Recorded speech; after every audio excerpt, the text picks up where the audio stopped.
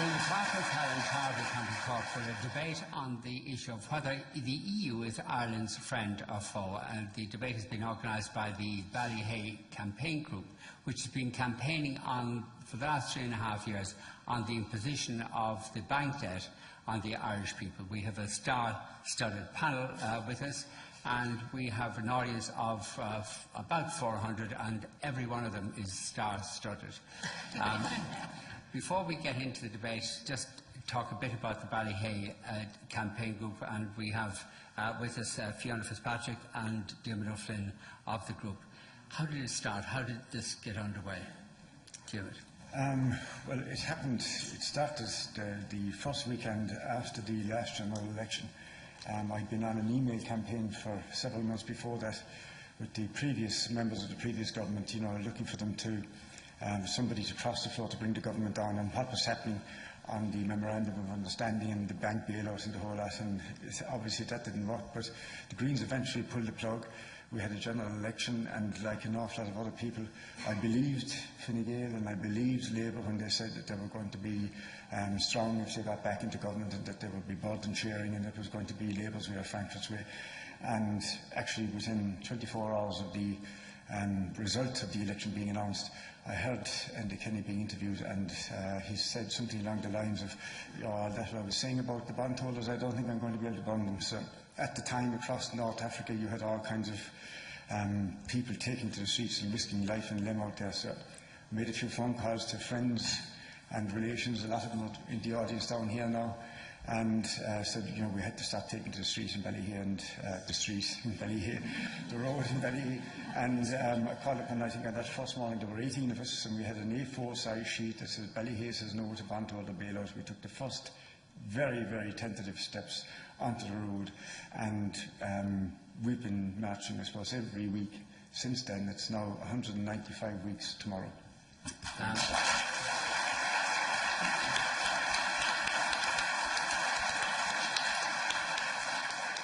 Fiona, how did you get involved in this? Well, quite simply, I'm a mother.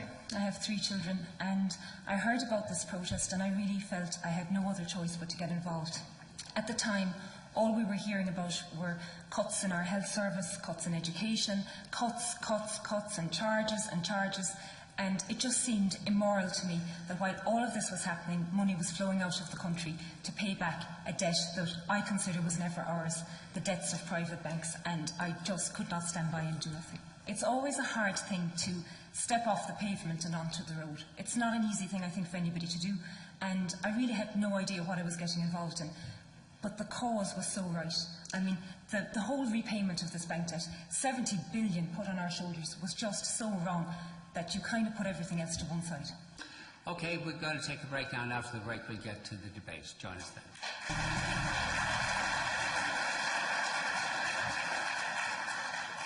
As I was saying at the beginning of the programme, we are in Charleville, County Cork, for a debate on the issue of whether the EU is Ireland's friend or foe.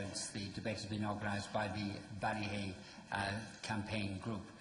We have with us on the panel Dermot O'Flynn of the Ballyhea Campaign Group, Philippe Legrand, who is author of European Spring, Why Economics and Politics Are Messed Up and What we Can Do to Right Them. He's also a former advisor to the President of the European Commission. Also with us is Lucinda Creighton, who is former Minister for Europe and now a member of the Reform Alliance. Paul Murphy, who is a member of the Austerity Alliance and now TD in Dáil Éireann, having formerly been an MEP. We've Marion Harkin, who is an MEP, and also Luke Flanagan, formerly a TD, but now an MEP. Before we started recording this debate, the speakers all had 5 minutes in which to make their initial contribution, and these contributions will be referred to during the course of our discussion. Paul, in your contribution, you seem to argue in favour of us leaving the EU. Is that so? I argued that the EU is a foe of the 99% in Ireland and the 99% across Europe. I think we need to build a fundamentally different type of Europe. I'm not in favour of just unilateral leaving of the European Union. I think that would also It wouldn't solve any of the problems that we face at the moment. But, for example, concretely, if we had a left government with socialist policies, I think that you would break the rules. You would break all of the austerity rules. You'd break the EU. You would refuse to give that back to ECB, the money. That's how you'd get back your money in terms of the banking debt. And as a consequence of that, we'll be put out. Well, as a consequence of that, I think you likely will be put out of the euro. I think that's true. And where would that leave us? I think it would mean you could establish a democratic central bank in this country, which we have democratic control over. And you would How many jobs would be lost, do you think? I think we could have public investment to create jobs. I think you could have capital controls. Where would we get the money for that investment? Well, so if we leave the EU, right, or if we have a left government that implements socialist policies, as a consequence, you're forced out of the euro. I think one of the first things that you do is you refuse to pay the debt. Right, 8 billion euros a year at the moment is going to bondholders from our national debt, a significant portion of which is coming from the banking debt. And so if tomorrow, by the way, if we stop paying the bondholders tomorrow, the state would have a surplus rather than a deficit. And so therefore, there isn't really a question of where the money comes from. But there is a question of where we get the money from because you've talked about a public investment programme. Sure. Where would we get the money for that? Okay. For example, a millionaire's tax on net wealth in excess of €1 million. How much would that get? An increase. Well, it depends on what rate you put it at. But if, for example, you put it at 5%, you could perhaps raise up to €2 billion. That's right. Any advance than 2 billion, 3 billion, 4 billion? So you pluck a figure out of the air. Anyway, is it likely that you'd get anything? Wouldn't anybody with this kind of income leave? Well, you'd have capital controls. I mean, if you look at what happened in Cyprus, right, the EU sanctioned capital controls. So they sanctioned people not being able to take their money out of the country. Right? They wouldn't do it in this case, but they did it there to save their own system. And if you had a radical government, you had capital controls to stop that flight. It's difficult to know what to make of that. I mean, just none of it makes any sense. I mean, firstly, how would capital controls have any effect when you've already flagged that you're trying to be kicked out of the European Union and the Eurozone? So you've given months, if not years, advance warning. Anybody with a brain in their head would be moving their money out of the state long before you'd ever get anywhere near imposing capital controls or a millionaire or a billionaire tax. It's fantasy land stuff, and it's not credible. So, I mean, I heard one of Paul's colleagues on the radio today talking about nationalising a private company called Dell. I think, you know, none of it is credible, and I think we should try to discuss how we improve, how we reform, how we make the European Union function better for our citizens, rather than talking about pie-in-the-sky socialist worker ideals that are never going to happen. Is it pie-in-the-sky to be talking about how we get Europe to work better? We have almost zero influence in Europe. Well, I disagree. I think our influence has diminished over the last number of decades. There's no doubt about that. It's diminished because of the figures. I mean, it's a much larger union now than it was before. We have 1% of the population of Europe. Yeah, they talk about a better Europe, organising it in a better way.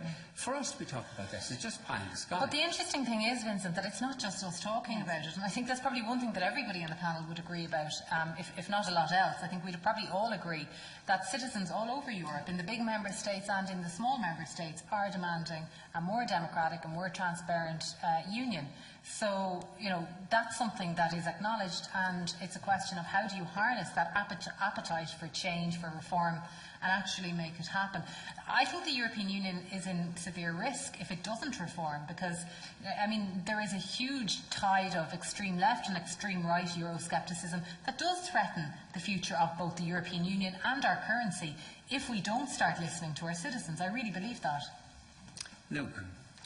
Well, when people talk about Euroscepticism, they sort of put it out like you just cannot be sceptical about it in any way. Surely it is healthy to be sceptical.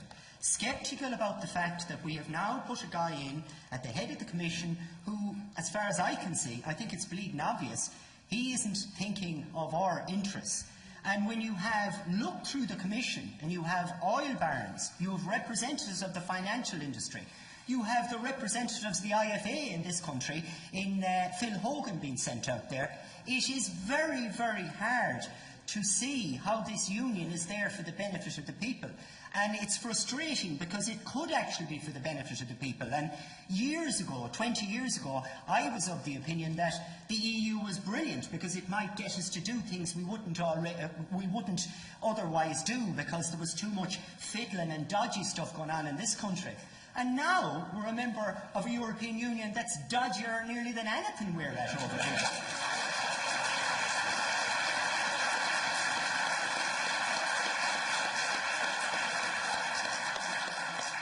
Philip Graham, what do you say to that scepticism? Well, I think that around Europe, many people are angry with what has happened during the crisis. The bank bailouts, the huge policy mistakes, not least the launch into collective excessive austerity, which has caused unnecessarily long and deep recessions. I don't think the solution is to leave the EU. I think that Ireland would find the world a lonely place outside the EU. If you think that Ireland doesn't matter much within the EU, it matters even less globally. And I think that Irish people who want change need to make common cause with other people around Europe who want change. And they have to demand a different kind of Europe. But Lucinda is right that if change doesn't happen, that it is still perfectly possible that the euro will break up. And if the euro does break up after establishment parties across Europe have committed themselves to it, that the political consequences of that are such that who knows what could happen. David, are you for or against us leaving the EU?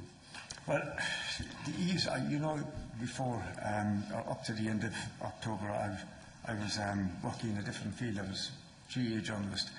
And to some extent, you know, the EU reminds me of the GA because it started off very small. It reminds me a little bit of, you know, building a house and you have your little bungalow and you have your foundations for the bungalow and then you add on a room here and a floor there and you put an extension on there, still all on the same foundations. And that's what you had with the EU. And I think you have this monstrosity that's out there at the moment. I mean, there are 7 institutions of the EU. There are 5 presidents of the EU. You have only one elected institution, which is the Parliament, but it cannot initiate legislation. It can suggest to the Commission, but it cannot itself initiate legislation. And I think that what it's been doing now, one of the major problems we have with the EU, is yes, they're working very hard out there, and yes, they're working in the Parliament. And I have figures here for the last 5 years of work. It sounds like a boast, but there were 260 days of plenary sessions, 260 days when they sit and they actually vote on things. And they had 23,553 votes. That's 90 votes a day per sitting. Yeah. And I ask anybody, how can anybody keep track of all that? Yeah, so are you in favour of us leaving the EU or are you not? Well, what I'm in favour of, and Philippe touched on it, I think I'm not in favour of taking any massive steps like that. I think what we should try and do now is form alliances, which is what our government has not done, but form alliances with like-minded people across Europe. And they are in every state. They're not just in Greece and Spain. They're also in Germany. Form alliances with like-minded people and in the way that people here are waking up, because the true power still rests with the people.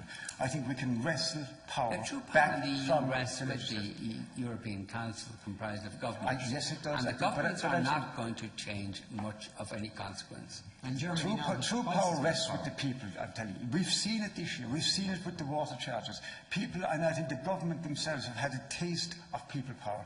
But more importantly in this country, people themselves have had a taste of people power. What people can do. We have this government which has been dictating to us for the last 3.5 years, all of a sudden doing somersaults, jumping through loops to try and satisfy what the people have been demanding. Marion, what do you have to say to what you might think is all this negativity? Well, I suppose the first thing I would say, and I said it at the beginning of my speech earlier, was that certainly working with Ballyhea Says No, Diarmuid and his colleagues, it has certainly clarified a number of things for me. And I support some of what Diarmuid says, certainly when it comes to the promissory notes and whatever, and I'm sure we may come back to that later. But I'm a politician who tries to find solutions, making things work. I also support him from the perspective that we need ordinary citizens to have a much greater input into what's going on. But equally, we live in a globalised world, and Ireland is a very small country. And if we are talking about taking the power back, what are we going to do with that power when we get it back? Where are we going? How are we going to use it? The European Union, as it's currently constructed, and I'm a supporter, I believe there's lots of things wrong with it, but I believe we are beginning to fix some of it. I mean, we have the huge issue here about the debt that's on the shoulders of Irish people, unjustly, and that needs to be sorted. But equally, we're putting good legislation in place, for example, with our banking union legislation, to make sure that no bank can ever, if it fails again, that the debt will not be put on the shoulders of the citizens. That's not true. Look, that's not true. And what I would say about that, well, that's my perspective on it, and I'm sure the audience will have their view on it later. But that's what's in place at the moment, to make sure citizens can never get saddled with the debt of bad banks again. I think that's good legislation. But the problem for Ireland is tiny. A lot of people would argue that things have got worse. That, for instance, contrary to the whole ethos of the supposed ethos of the European Union, and indeed of its constitution, as framed in the various treaties, France and Germany ran the show throughout the period of austerity, since the financial crisis broke, ignoring the requirements to have joint decision-making at the European Council and elsewhere. Vincent, I'm not really going to disagree with that, because I think there's a large element of truth in it. So things are getting worse, not better. Yeah, but hold on, Ming, hold on. Go ahead. Even though we're from neighbouring counties, we still each of us have to have our own say. But I don't disagree with that, and I think we need flexibility in European policy. And I'm certainly one of those people who are calling for that kind of flexibility. But your contention is that things are getting better. I didn't say things were getting better. I said we have some good legislation in place. You did, yeah, but you said things are getting better. We're beginning to fix things. From the point of view of banking. But the thing is that things seem to me to be getting worse. Yes, I agree with you that at other levels they're getting worse.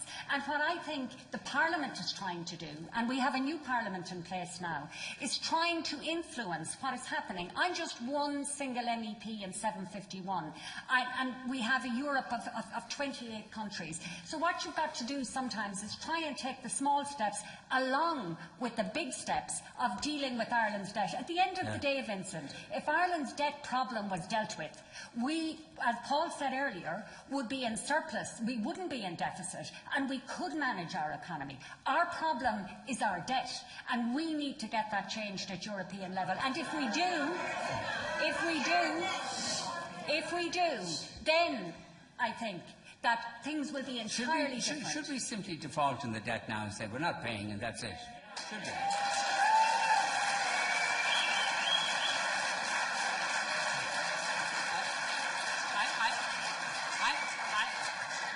I'm not arguing for this. I'm not allowed to express my opinions on this programme.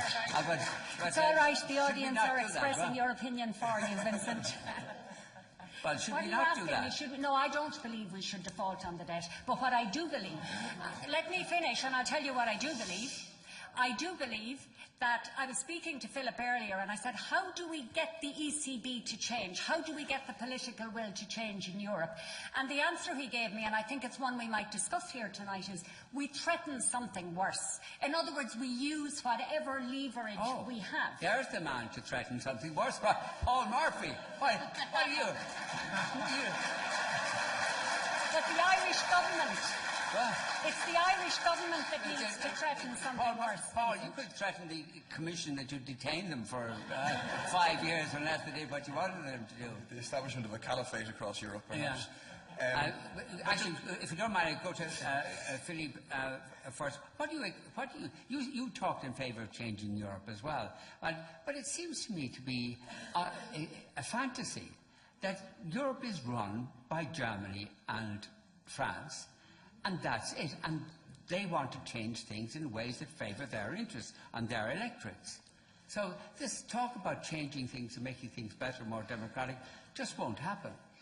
Well, I mean, there are things which can change in various ways. In terms of getting justice for Ireland's bank debt, you can take advantage of a decision which requires unanimity, which Ireland can threaten to block unless debt relief is granted. That is one example of how you can get change. Are you going to change the fact that Germany is the hegemonic power in Europe? No, you can't change that. Can you make the European Union more democratic? Yes, you can. And at the end of the day, there are more than 500 million Europeans, and they can demand change together. Okay, the man down there, yeah. Down further, yeah. Whose money is going to be bailed into the banks? It's going to be taxpayers' money. It's going to be the money belonging to small SMEs, the small shopkeeper, the petrol station. You know, these are the people who are going to bail out the banks. It's not going to be bondholders. You know, so I don't think we are any better off. We just have a different mechanism. Okay, well, We we've got still get somebody else in shafted. the audience, this person here. Can we get a microphone to him? Yeah. Hello, ladies and gentlemen. My name is Michael O'Leary, Gooseberry Hill, Newmarket. I've always taken the fight to politicians, and I've never stood back from. And we're only wasting our time going up to polling booths, voting for TDs, and they'll only go in and vote with the party, and we're left in limbo. You're only wasting our time. We want a new party, men, decent men, that will stand up for us and carry our policies through, not the tuggery that's going on inside the door. We had Indy Kinney, he went out farting himself and Lucinda. I see Lucinda there. And that man got a trophy outside from Angela Merkel, and he got no right down nor gate. And the only thing I see him getting the trophy for was for kissing Angela Merkel. And I don't know, I don't know what kind of baggage is that. That's the only thing I see that man getting the trophy for. And they were up in the planes all the time, and the people, and we were saying, oh, we'll have a great government. These men have sat us out. And there was a man the other day, I heard him on the radio. He said the pension was taken off of his wife, and he was after spending all the money in the house. What kind of tuggery is that? These people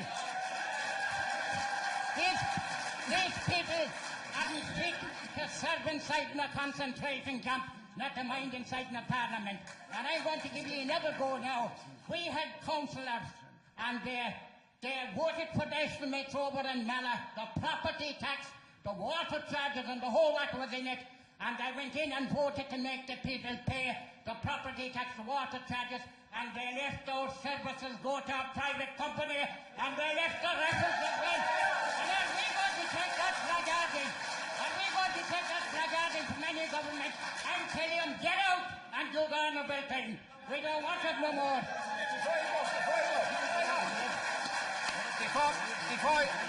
Before that man, just a minute, before that man sits down, can I just ask a question of that man? Are you going to stand in the next election? I'd love to stand, but I have no money. I'm only a man.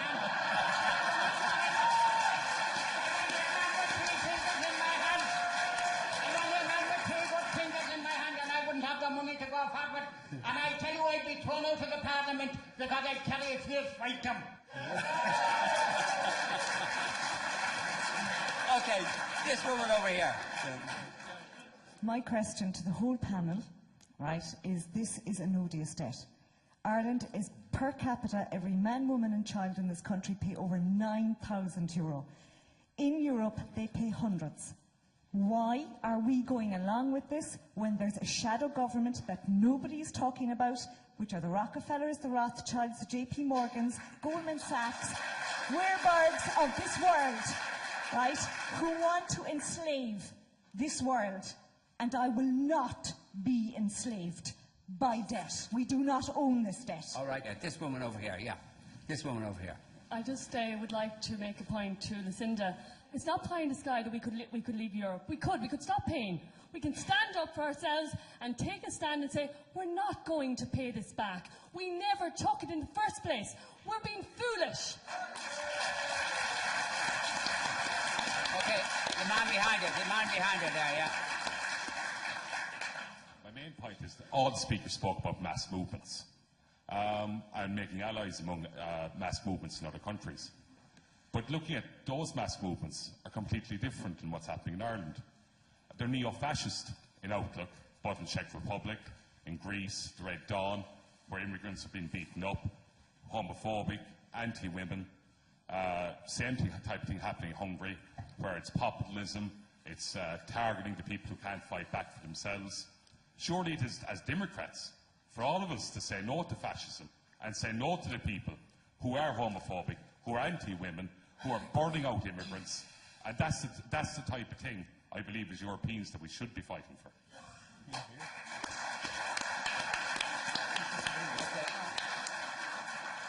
Okay, this man here, over here, yeah. Listening to what's going on regarding the pie in the sky statement, yes, there may be pie in the sky, but we can actually put pie in the plates. We will change things. I mean, we have, as someone mentioned, loads of resources. We have a huge oil field off the west coast, which has probably been given away, but we can change these things ourselves when we take control democratically.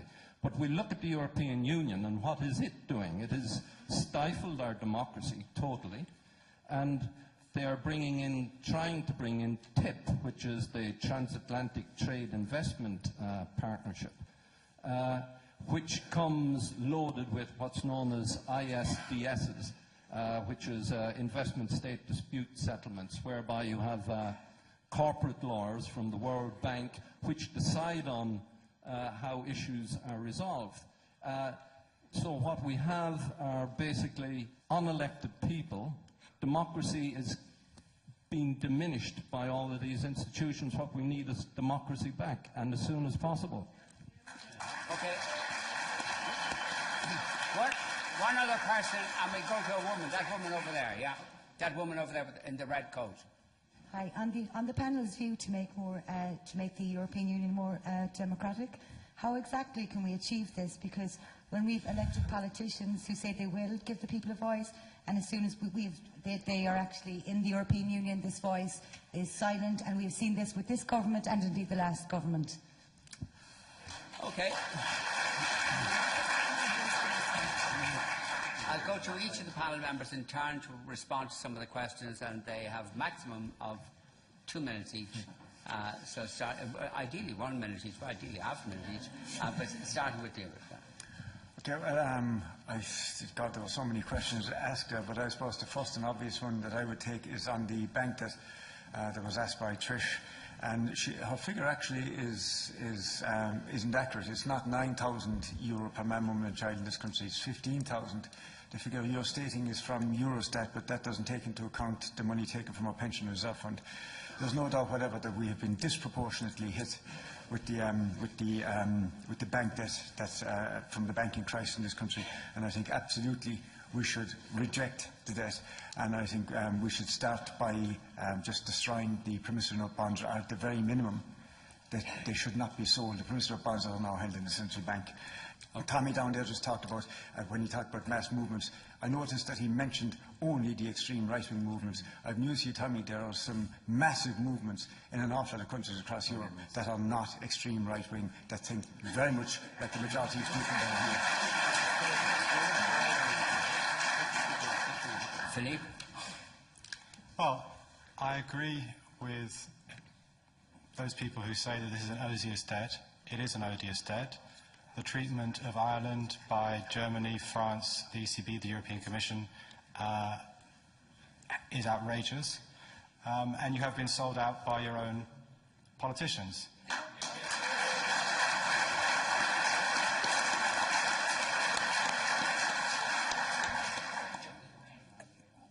Where I worry is the conflation between the injustice that you have suffered and the idea that leaving the EU would be the solution. Because I don't think that's true. Because if you think that Germany and France bully Ireland within the EU, don't you think they would bully you outside the EU too? I mean, assuming you still want to trade with Germany and France, and if you think that they are bullies, do you think they're going to give you a good deal? Or if you don't trust your own politicians, do you think that if they run the show, that suddenly they're going to turn into angels outside the EU? I don't think that that is the solution. I think the solution is to change the way that Ireland works and to change the way that Europe works, and the starting point is to resolve the crisis. How do we achieve a more democratic Europe? Well, first you need bold political leaders. not these people who try and muddle through, not these people who are in hoc to vested interests, but people who are actually willing to try and shake things up and change things. You need political entrepreneurs. And I am, Diarmaid is so right. It is great in this country that you have this anger which you can feel in the room has manifested itself with people voting for independence rather than people voting for the far right. It is to Ireland's credit that this anger is being channeled in a positive way rather than in a negative way. But there are many, many people around Europe who feel the same way about the injustice of the crisis, who feel that we need a different Europe. And the solution is not to turn your back on Europe, it's to make common cause with those people who want a different Europe.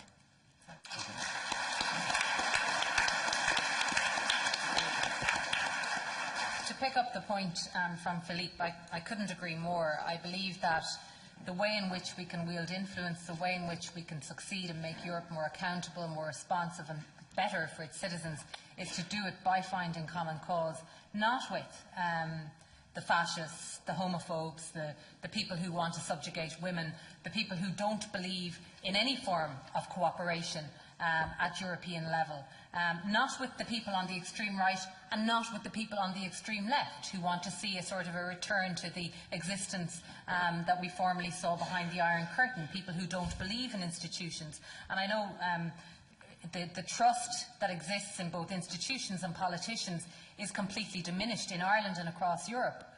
But there is no alternative to democratic politics and institutions. There is no alternative.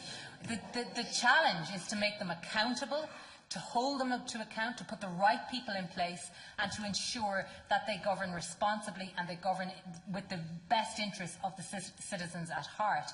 It's not to abolish those structures completely, because what you will be left with is anarchy, and that is not something that I would advocate, and I don't believe that it's something that would ultimately be in the interests of the Irish people or in the interests of the wider European Union. And just to say finally, the European Union, for all its faults, is the best place in the world to live. I would rather live in Europe than live in the United States, than live in China, than live in Africa or any other region of the world. We spend more as Europeans on social supports combined in the European Union, pensions, social welfare and so on, than the whole of the rest of the world combined. Europe is not ideal. Europe needs to be improved, and God knows we know in this country that Europe has functioned in many respects in an unfair way.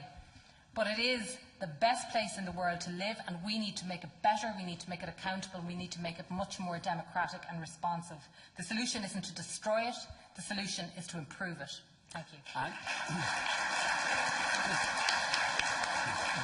Just deal with the question from the man down there about Enda kissing Angela Merkel. That didn't seem to work. No, and I mean I agree. I think that a tougher form of love is necessary. We achieved an agreement. We achieved an agreement in June 2012, whereby there would be direct retrospective recapitalisation of the banks, and it hasn't been delivered upon. That's the fact of the matter. There was an agreement reached. It was stated by Angela Merkel and others that Ireland was a special case. They acknowledged that we have been treated unfairly and that we would receive a special tailor-made solution, and it hasn't yet been delivered. And that was more than 2 years ago, and it needs to be delivered. So okay. I agree that there needs to be a much stronger card played by Ireland. Paul, yeah. Okay. Just on the question of the banking debt, you see, I think it's the idea that the government got this great deal 2 years ago, which wasn't actually written down. It was just written down that we'll examine the financial situation of the Irish, examine the Irish financial sector and see if it's a special case, etc., etc., and that we just need to have slightly better negotiators. I think it misses the point. It really does. Like, I don't believe that if Lucinda was there at the negotiating table, in the same political family as the people who've been there previously, that things will be fundamentally different, right?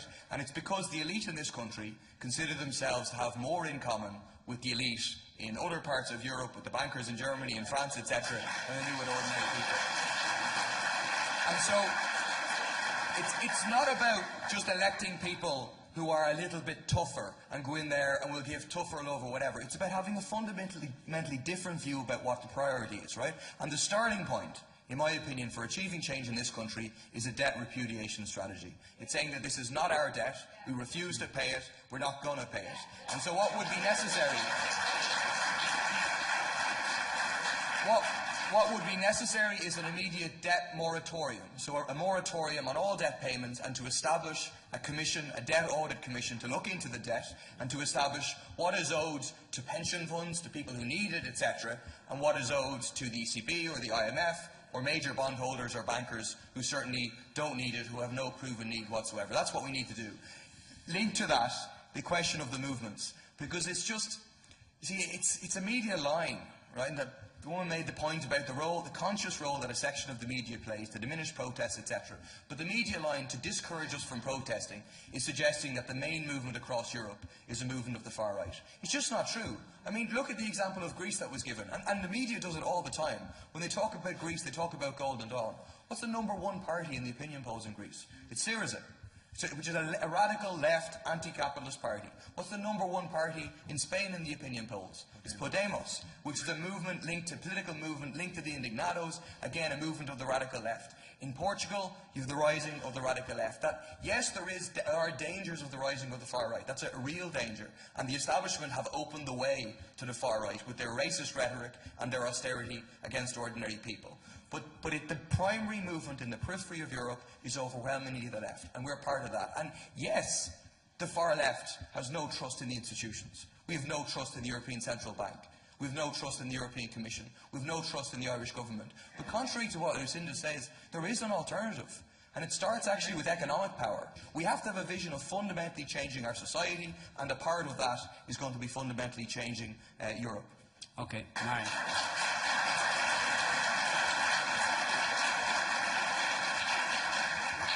First of all, I just want to say one or two things about the debt.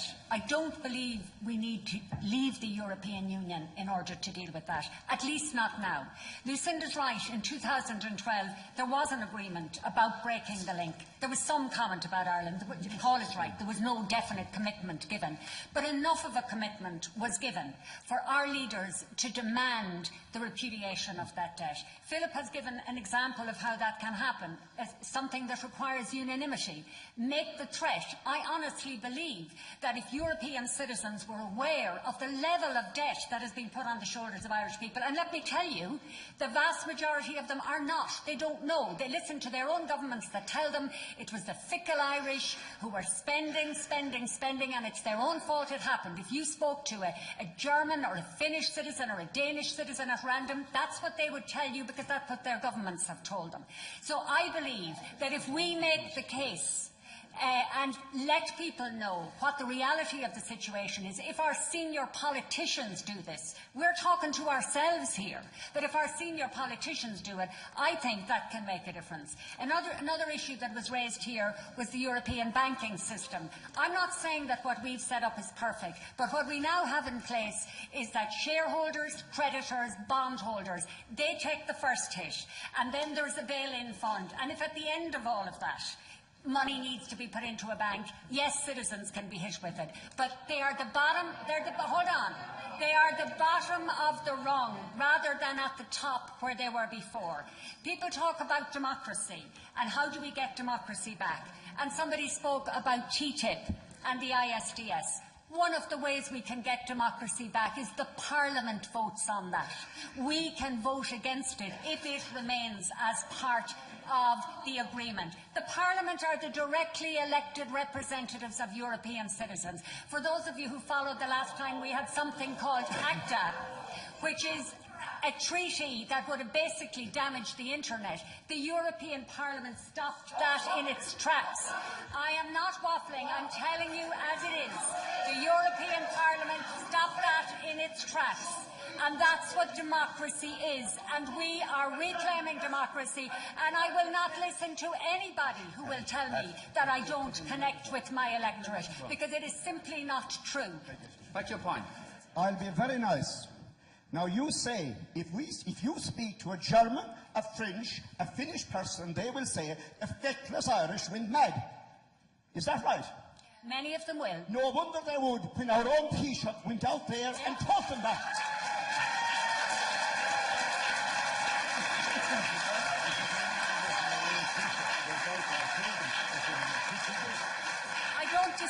class, and that's why I think they need to hear the truth. We need politicians who will tell them the truth. You said that other countries didn't know about what we're going through at the moment. We have Facebook now. We have social media. Everybody around Europe, everyone around the country knows exactly what's happening all over the world. And it's not just the water charges that we're seeing. This TTIP agreement, if this comes through, it's for corporations. It's for none of the actual people of this country or any other country. Normal people like ourselves are going to suffer. That's not the point.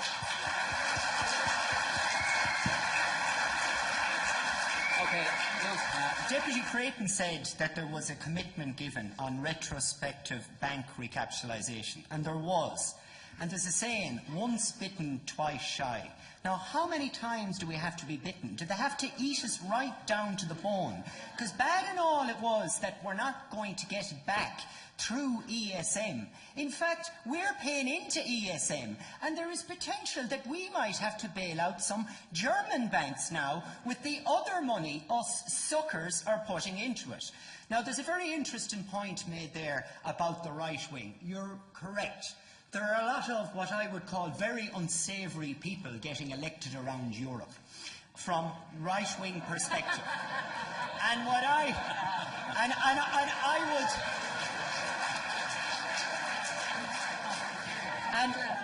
And many of them are in the EPP, which isn't considered extreme, but I would consider it extreme to take money off poor people and give it to bankers. Yes, there's a lot of extremists out there.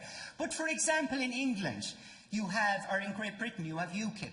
I believe that the reason why UKIP are doing so well is because there has been no left-wing alternative given to those people over there. I actually believe many people who vote for UKIP would love a left-wing alternative to that if they were given the choice. Because I'm under no illusion.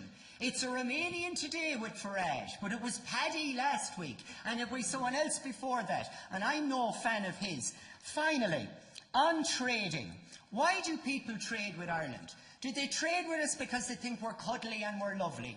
No. They do it because we have a product to offer them at a price that they think is reasonable to pay. And no matter what union we're in, our food will still be edible and still as tasty as any on the planet.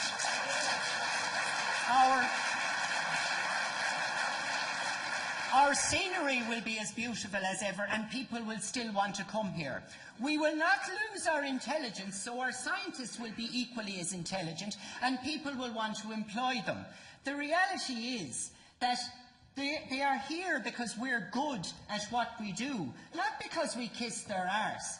And if we have to stick with them because they'll threaten us if we don't, that's another reason to get away from them. It's a bit like if your partner is abusing you and you say, well, I'll stay with it because I don't want to take the risk of leaving the abusive relationship. What you do is you get the hell out of it. And even if you have to sleep in the rain and put up with the pain in the short term, in the long term the sun will shine. But it will never shine in this.